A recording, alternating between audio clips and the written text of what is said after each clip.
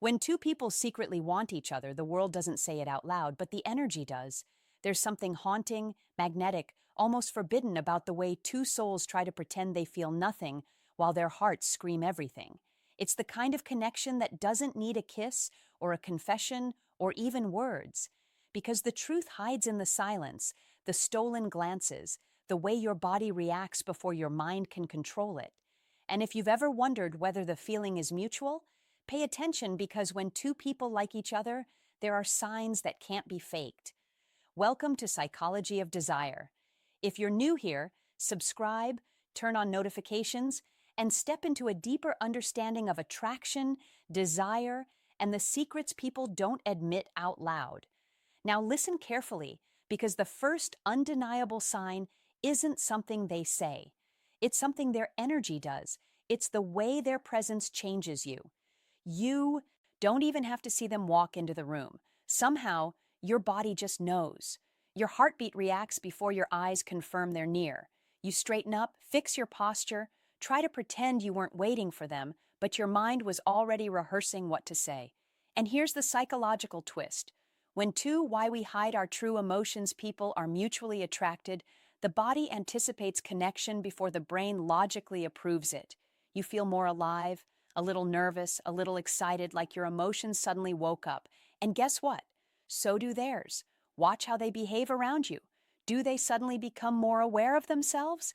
Fix their hair, adjust their clothes, do their eyes brighten just a little more the moment they see you? This isn't coincidence. This is subconscious signaling, nature's way of saying they notice you. They want you to notice them too. And the funniest part, both of you try to pretend you're calm. You try to hide the spark, but your physiology betrays you. There's a moment. It always happens when your eyes meet. That 1 second where neither of you looks away fast enough. That soft collision of souls that feels like time paused just for you two. If it was nothing, that moment would feel empty. But it doesn't. It feels charged. It feels like you just touched without touching. And that eye contact lingers, not long enough to be obvious, but long enough that if either of you were brave enough, everything could change. Here's where psychology gets darker. When two people like each other, their minds start scanning each other, the way a thief scans a locked safe, quietly, carefully, trying not to get caught. You notice their hands, their voice, the way they laugh, the way they smile, and they're noticing you too. You don't sign, chakra one, prolonged eye contact and micro expressions, stare. They don't stare, but you both look again and again like two magnets, pretending they aren't being pulled. Sometimes the connection is so strong it almost scares you. You don't know why you feel drawn to them. You just do. You think about what they might be thinking. You replay conversations. You analyze moments that should have been ordinary, but for some reason weren't. This is the first undeniable sign a person can hide their words, control their behavior, mask their intentions. But attraction leaks through the body. It shows in the eyes. It shows in the voice. It shows in the way silence becomes loud when they're standing next to you. And deep down, you feel it. They feel it even if nobody ever says it. If this sounds familiar, then maybe your story isn't imagination. Maybe it's mutual. There's another sign, subtle, innocent on the surface, but psychologically powerful. When someone likes you and you like them back, conversations stop being normal. They become heavier, deeper, strangely meaningful, even when you're talking. About nothing, you know that feeling, right? Where a simple, "How was your day?" suddenly feels intimate, not because of the words, but because of the tone. Their voice softens with you. Yours does too. You both talk like you're trying to undress each other's mind without being obvious. This is where the emotional vulnerability starts slipping through the cracks. Most people talk to others on autopilot. Quick replies, shallow details, no emotional investment. But when two people secretly care, they stop being robotic. They start revealing pieces of themselves.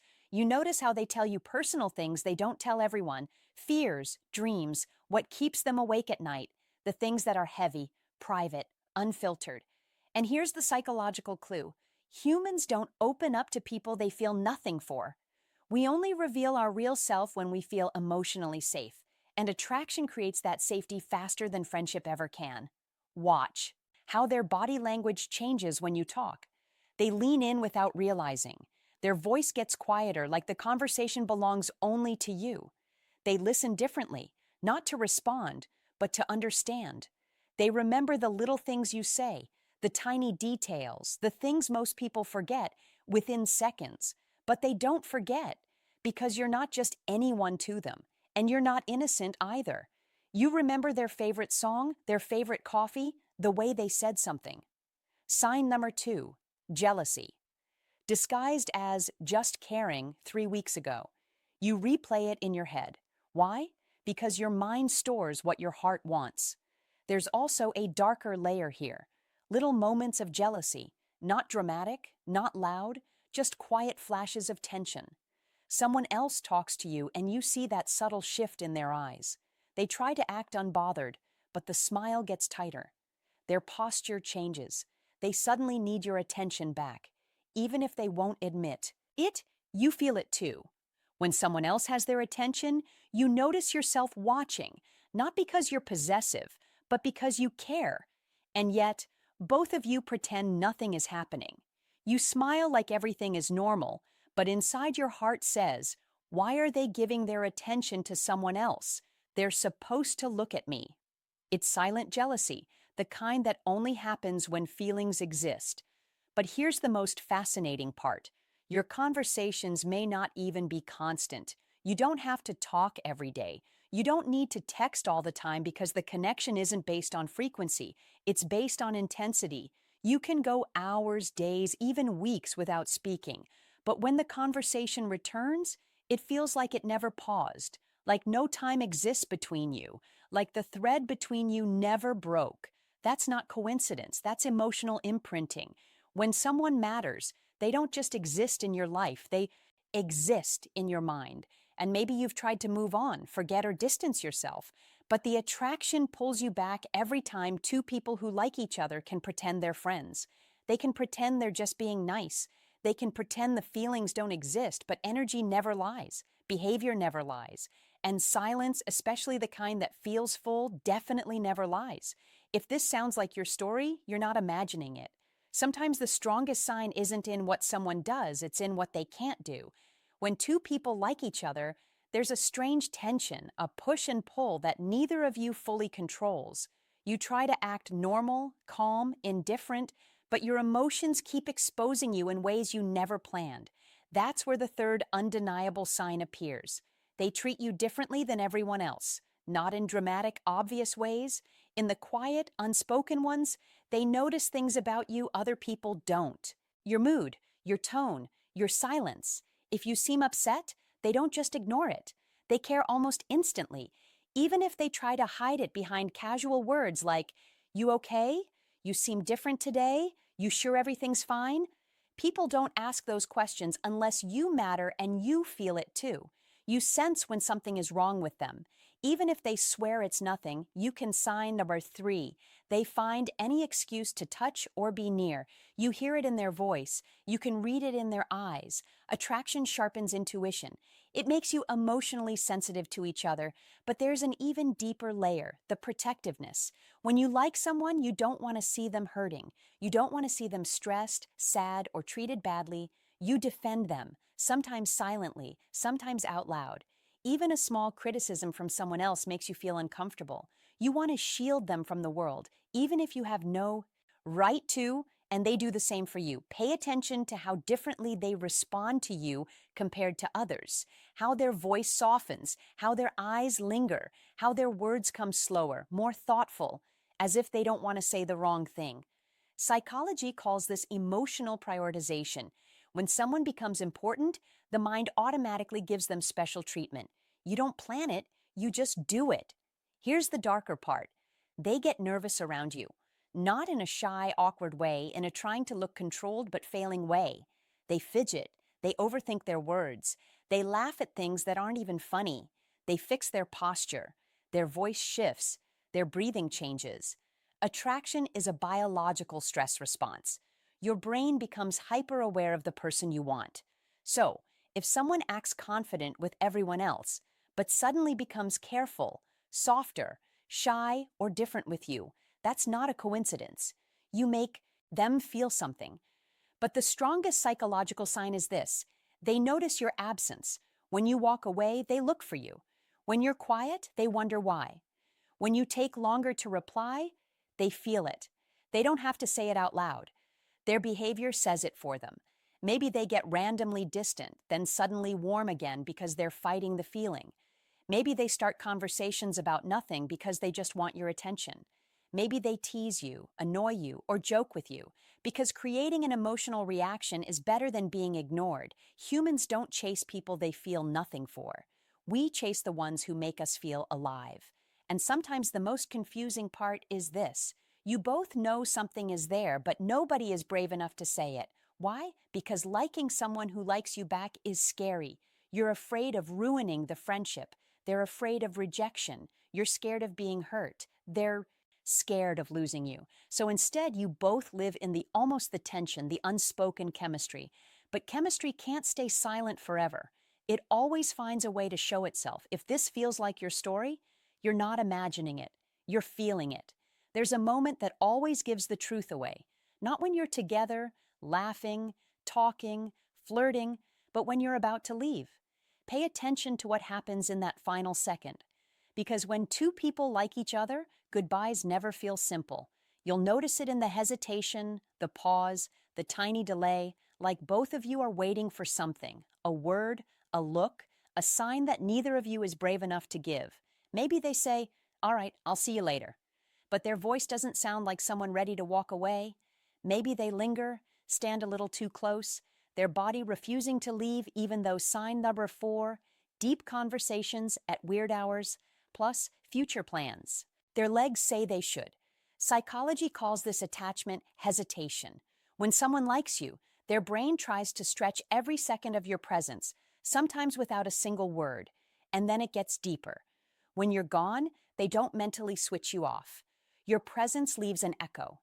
You stay in their head. They replay conversations, moments, glances, as if the smallest memory of you has become their favorite place to hide. You do the same. You catch yourself checking your phone, wondering if they'll text, hoping they'll start a conversation even about nothing. Did you reach home? What are you doing? I saw something today that reminded me of you. Those messages aren't accidental. They're fingerprints of longing. And if they don't message, there's another sign. They watch your stories, like your posts, react to your updates quietly, consistently, because people who like you will always seek some form of presence in your world, even if they don't have the courage to say what they feel. But here's where the psychology turns darker and more powerful. Even silence becomes communication. If you don't show up one day, if you don't text, don't call, don't appear, they notice, they wonder, they feel it. Not because they're obsessed, but because you've become emotionally relevant. There's also the territorial instinct. When someone else flirts with you, compliments you, stands too close, you'll see it, that flicker in their eyes. Not anger, not drama, just quiet discomfort they can't hide. Because attraction comes with a silent claim. I don't want anyone else to have what I feel connected to. They won't say it, but jealousy speaks louder than confessions. And there's another sign people overlook. They remember your scars, your sad days, your fears, your insecurities. Someone who only likes your beauty forgets you quickly. Someone who likes you remembers the things that hurt you. They notice when you go quiet, even if you smile. They hear the pain behind your jokes. They ask if you're okay, even when you say you are. That's not curiosity. That's emotional investment. And when you open up just a little, they listen with a focus the world never gives you. No phone, no distractions, just you. Because when you care about someone, their feelings matter more than your comfort. Here's the strangest part. Even when both of you try to end the connection, ignore it, distance from it, pretend you don't care, you always come back. Why? Because real mutual attraction has gravity. You can walk away, but your emotions stay seated next to them. So if someone's goodbyes feel heavy, if their silences feel loud, if you feel their presence even when they're not there, that's the moment of truth. What to do when you see these signs? Coincidence. That's real and you know it. There is a point where mutual attraction stops being a theory and becomes undeniable reality. It happens when both of you start protecting the connection, Even if nobody has confessed anything, you don't flirt the same way with others anymore. You don't talk about just anyone with them. You become careful, almost loyal, without a label, without a promise, without a single conversation saying you should. You start considering how your actions might affect them. They do the same. And this is where the final and most powerful sign appears. You both create a world where only the two of you exist. It might be in the way you share secrets with only them, the way you send memes only they would understand, the way you give them a nickname that nobody else has. The inside jokes, the teasing, the small compliments hidden beneath sarcasm, these are emotional fingerprints, marks that say, "You're special to me, you're different, you matter." And then there are the moments that scare you. The thought of losing them hurts even though technically they're not yours. That's how the heart tells the truth. The mouth refuses to speak. You imagine what it would feel like if they suddenly stopped talking to you, if they disappeared. If someone else took your place in their life, the idea stings, not because you're weak, but because feelings don't ask for permission before they grow. And when they feel the same, you see it. They get quiet when you mention someone else. They ask subtle questions. They want to know where you are, who you were with, why you didn't reply sooner. They're not trying to control you. They just want reassurance that you still feel what they feel. And then the moment of truth, one small touch. Maybe their hand brushes yours, maybe their fingers tap your arm, maybe their shoulder presses final motivation, love wins. When fear loses against yours a second longer than necessary, that touch is never accidental. It's testing a boundary, a silent question. Will you pull away or lean closer? You don't pull away. They don't either because the body always tells the story before the voice does. And here's the greatest psychological truth of all. When two people like each other, they don't need to say it. The connection speaks for them. It's in the eye contact that burns just a little too long, in the jealousy that feels too real, in the silence that feels too full, in the goodbye that feels unfinished. Mutual attraction is two hearts playing chess, both waiting, both wanting, both scared to lose. So if you felt this, if someone has shown you these signs, if your mind keeps returning to them, no matter how hard you try to move on, then stop doubting it. You don't imagine feelings this strong. You don't invent chemistry this real. You don't hallucinate someone caring this deeply. Sometimes the only reason two people haven't said the words is because the connection is too beautiful to risk breaking. But the truth is already there in the eyes, in the energy, in the silence. You both like each other, and you both know it. Thank you for watching Psychology of Desire. If this video touched something inside you, make sure to subscribe, like, and share it with someone who needs to hear this. See you in the next one.